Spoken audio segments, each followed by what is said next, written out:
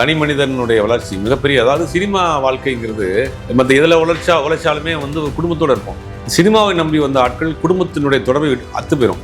நீங்கள் ஒரு 1000 கனவுகளோட நடிக்க வர்றாங்க, டைரக்ஷன் பண்ண வர்றாங்க, ஏதாவது ஒரு கனவுகளோட ஊருக்கு இருந்து வர்றப்ப அது எப்போ அது நிறைவேறும் சொல்ல முடியாது. இது நமக்கு முன்னாடி ஜெயிச்சவன் ஒரு லிஸ்ட் இருப்பான், நமக்கு பின்னாடி தோத்து போன ஒரு லிஸ்ட் இருப்பான். இந்த ரெண்டையும் பார்த்து நம்ம மிரண்டு போயிடுவோம். முதல்ல இன்னைக்கு வெற்றி பெற்ற சூரியன் நமக்கு தெரியும். வெற்றி பெற முடியாமல் தடுமாறி கொண்டிருக்கிற நூற்றுக்கணக்கான சூரியர்கள் அங்க இருக்கிறாங்க. அவங்க வாழ்க்கையை இழந்து, இளமையை இழந்து, குடும்பத்தை இழந்து, நண்பர்களை இழந்து, நாளைக்கு என்ன ஏதாவது நடந்துரும், இன்னைக்காவது நாளைக்கு ஜெயிச்சிருவோம் நம்பிக்கையோட வாழக்கூடிய நூற்றுக்கணக்கான பேர்ல ஒருத்தர் தான் சூரியன். அந்த ஒருத்தர் இன்னைக்கு ஒரு வாழ்க்கை ஒன்று அவருக்கு கிடைச்சிருக்கு. அதுக்கு ஒரு பெரிய போராட்டத்துக்கு பேர் வந்திருக்கிறாரு. அவருக்கு கிடைச்ச வாய்ப்புகளை சரியா பயன்படுத்திக்கிறார். சில பேருக்கு வாய்ப்பு கிடைக்கும், அதை பயன்படுத்தாம விட்டுருவாங்க. சூரியை பொறுத்த வரைக்கும் அதை கஷ்டப்பட்டு வந்தனால அந்த வாய்ப்பு பயன்படுத்தி. அது மட்டும் இல்லாம சூரி நம்ம சினிமாவில் பார்க்குற சூரி ஒன்று பர்சனல் லைஃப்ல பாத்தீங்கன்னா தான் சார்ந்த குடும்பத்தை கரெக்டாக மெயின்டைன் பண்றாரு. ஆச்சரியமா இருக்கு பார்க்குறப்ப. என்னன்னா தன்னுடைய அண்ணன் தம்பி எல்லாரையும் கிட்டத்தட்ட ஒரு பெரிய ஃபேமிலியா இருக்கு. அவங்க எல்லாம் ஃபேமிலியா ஒன்று சேர்ந்துக்கிட்டு மதுரையில என்ன பண்றாங்கன்னா தான் மட்டும் அதை அனுபவிக்கணும்னு நினைக்கல. அம்மன் ஹோட்டல் அப்படின்னு மதுரையில நிறைய இடங்கள்ல ஹோட்டல் பிசினஸ் ஆரம்பிச்சு அதை தன் தம்பிகளுக்கு சொந்தக்காரங்களாம் கொடுத்து அதை ஒரு பக்கம் பண்றாரு. அப்படிப்பட்ட சூரி தான் தன்னுடைய குடும்பத்தோட தீபாவளி அன்னைக்கு ஒரு வீட்டுக்கு முன்னாடி இன்னொரு ஃபோட்டோ போட்டிருக்காரு. அதை தான் இன்னைக்கு போய் ஒருத்தர் போய் சோசியல் மீடியாவில் போய் திண்ணையில் வந்தவனும் திடுக்குன்னு வாழ்க்கையா அப்படின்னா அது போட்டிருக்காரு. திண்ணையில இருந்து வரல தம்பி, நான் நடு ரோட்லேருந்து வந்தவன்டா அப்படிங்கிறதான் அதுக்கு அர்த்தம். நான் அதை விட கீழ்நிலையிலிருந்து மேலே வந்திருக்கேன்.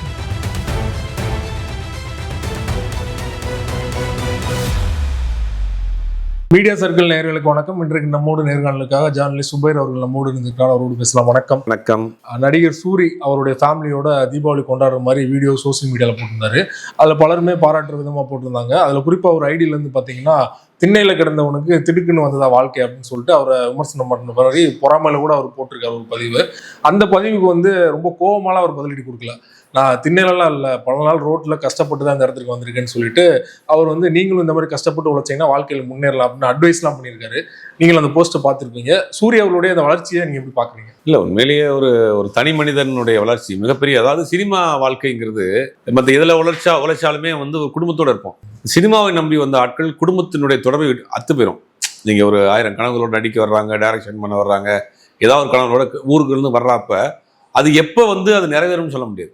இது நமக்கு முன்னாடி ஜெயிச்சவன் ஒரு லிஸ்ட் இருப்பான், நமக்கு பின்னாடி தோத்து போன ஒரு லிஸ்ட் இருப்பான். இந்த ரெண்டையும் பார்த்து நம்ம மிரண்டு போயிடுவோம். முதல்ல சினிமாவில் பல படங்களை பார்த்து பிரமித்து போனவர் ரோட்டில் இருப்பார், ஒண்ணுமே இல்லாத ஒருத்தர் உச்சாணியில் இருப்பான்.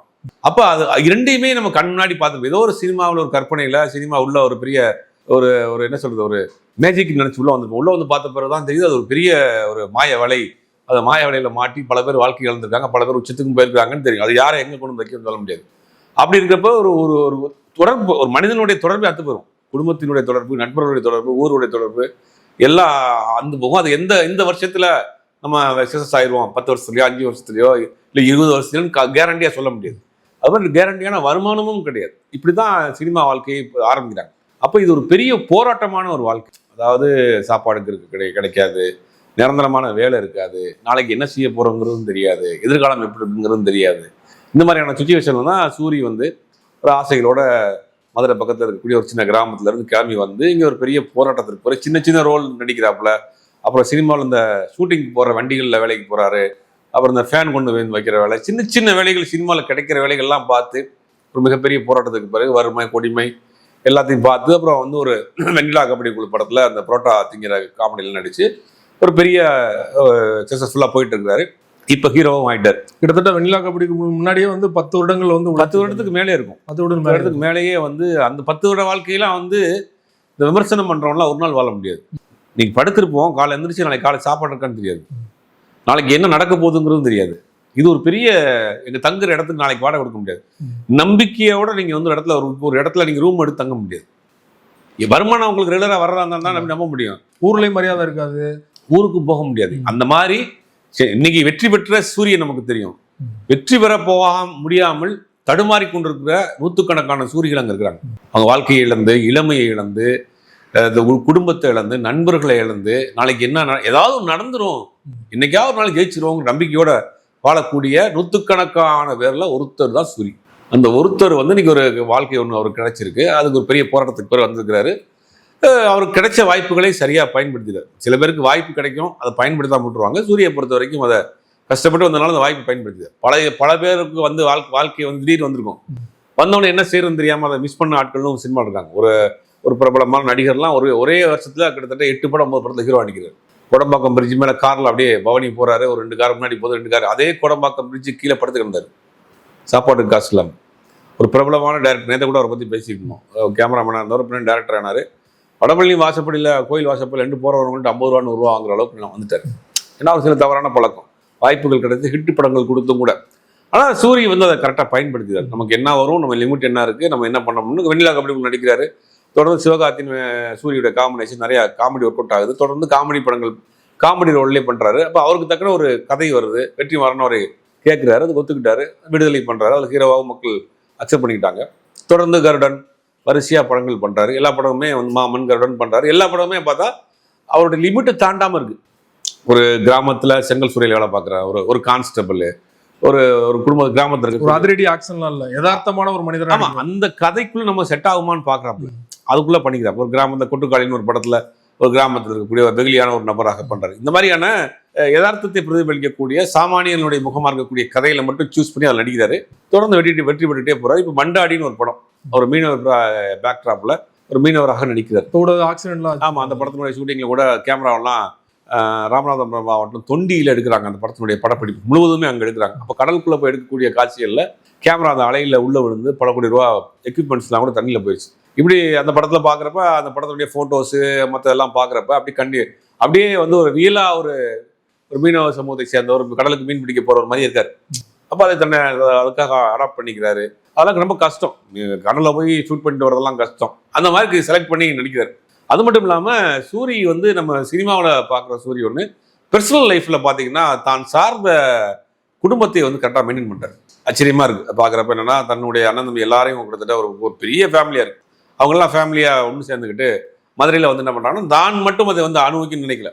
நாங்கள் காசு வந்துருச்சு, நான் 10 வருஷம் சின்ன வந்து கஷ்டப்பட்டு வாழ்ந்தேன், ஏன்னா என்னுடைய லைஃப் நான் வாழ்ந்துட்டு போகிறேன், அவங்களும் என்ன செய்யணுன்ற மாதிரி இல்லாமல் தான் கஷ்டப்பட்டாலும் கூட சம்பாரிச்சு ஒரு நல்ல நிலைமைக்கு வந்தப்போ நான் அண்ணன் தம்பிக்கெல்லாம் செய்யணும்னு நினைக்கிறேன். அதுக்காக ஒரு பெரிய ஒரு பங்களா மாதிரி ஒரு வீடு கட்டி வச்சிருக்கிறாரு.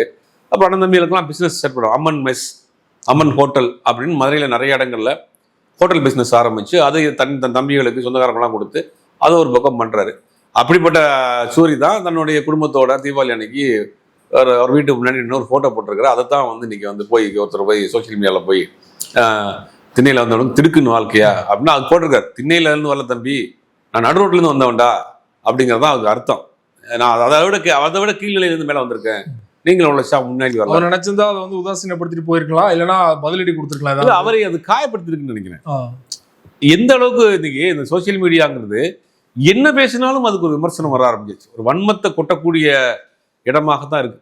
நீங்க வந்து ஒரு போஸ்ட் போட்டா கீழே பேசிங்கமா திட்டுறது, எதுக்கு திட்டுறானே தெரியல. உனக்கு எனக்கு எந்த பிரச்சனையுமே கிடையாது. சூரிக்கு அவருக்கு என்ன பிரச்சனை? வாய்க்க தராரா, இல்ல அவர் படத்தை வாய்ப்பு பிடிங்கிட்டாரா, இல்ல அவர் படத்தை வச்சு படம் எடுத்து நஷ்டப்பட்டு போயிட்டாரா, யாருனே தெரியாது. சூரியா நேரம் கூட பார்த்துக்க மாட்டான். ஆனா வந்து ஒரு அந்த மாதிரியான குறுகுற எண்ணம் வந்து உருவாக்கிட்டு, யாராவது ஒருத்தவங்க நல்லா இருந்தா அவனை போய் திட்டுறது, யாரையா ஒருத்தர் வந்து இது அம்பு பண்றது, டார்கெட் பண்றது, இது வந்து இது ஒரு கும்பல் மனநிலை மாதிரி இருக்குது இல்லையா சோசியல் மீடியா. இது வன்ம மனநிலை, கும்பல் மனநிலை, வன்மமான ஒரு மனநிலைக்கு மனிதன் மாறிக்கிட்டே வர்றான். அதனுடைய வெளிப்பாடா தான் இன்னைக்கு சூரியனை போய் இது பண்ணியிருக்காங்க. சூரிய பொறுத்த வரைக்கும் அதை தள்ளி விட்டு போயிருக்கலாம்.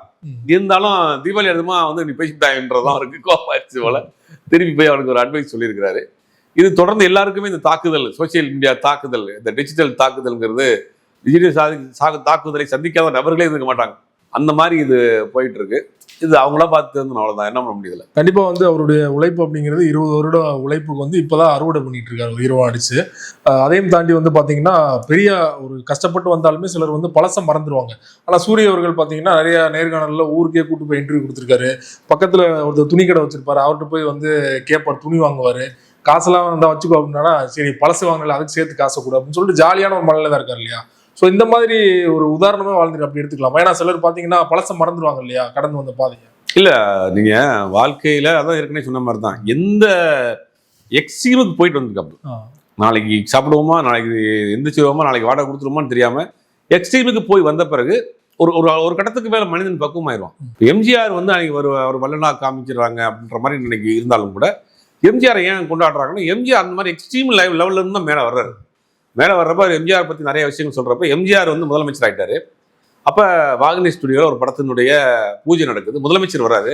2 பக்கமும் இந்த கட்டைகளை போட்டு தடுத்து நிறுத்திருக்காங்க. எம்ஜிஆர் கூட வேலை பார்த்த லைட் மேனு, மேக்கப் மேனுங்க, ட்ரெஸ்ஸரு, ப்ரொடக்ஷன் மேனேஜர்ஸ் எல்லாரும் வந்து முதலமைச்சர் வர்றாரு. சைடில் போலீஸ் நிற்கிது. எல்லாரும் ஆட்கள்லாம் வெளியே நிற்கிறாங்க. இவர் உள்ள வர்றாரு. எம்ஜிஆர் உள்ள வர்றப்ப என்ன பண்றாருன்னா எம்ஜிஆருக்கு அந்த மனநிலை தெரியுது. நம்ம முதலமைச்சர் அந்த வேலையை தாண்டி யாரும் உள்ள வர முடியாது, நிறைய புரோட்டோகால் இருக்கு, நம்ம பார்க்க முடியாதுன்னு பார்க்குறோம். எம்ஜிஆர் அந்த வேலையை உடைத்து வெளியே வர்றாரு. என்ன பண்றாருன்னா போயிட்டு இருக்கிறவரு சைலண்ட் இருந்த அவருடைய வாகினி ஸ்டுடியோவில் ஒர்க் பண்ண மேக்கப் மேனு அந்த மாதிரி ஆட்களுக்கெல்லாம் வந்து தோல்ல கை போட்டு உள்ள இருந்து இந்த பேரிகார்டை தாண்டி கை போட்டு உள்ள இழுக்கிறார். அவரை உள்ள விடுங்க, உள்ள விட்டுட்டு பேசிக்கிட்டே தோல்ல கை போட்டு பேசிக்கிட்டே கூட்டு போனாராம். கூட்டு போயிட்டு ஏன் என்னை பார்க்க வர மாட்டேங்கிறீங்க அப்படின்னு கேட்டாராம். இல்லை நீங்கள் முதலமைச்சர் ஆகிட்டீங்க. அதெல்லாம் கிடையாது, சினிமா ஆட்களை பார்ப்பதற்காக ஒரு மேனேஜர் போட்டிருக்கேன் ராமபுரம் தோட்டத்தில்.